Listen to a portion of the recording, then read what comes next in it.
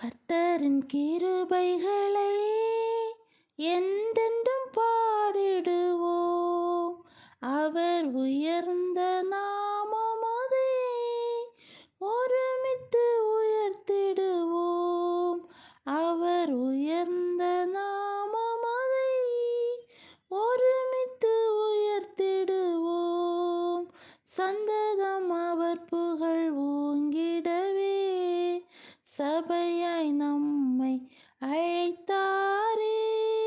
சந்ததம் அவர் புகழ் ஓங்கிடவே சபையாய் நம்மை அழைத்தாரே. சாற்றிடுவோம் நம் துதியினையே சர்வ வல்லவராம் இயேசுவுக்கே. சாற்றிடுவோம் நம் துதியினையே சர்வ வல்லவராம் இயேசுவுக்கே. கர்த்தரின் கிருபைகளை என்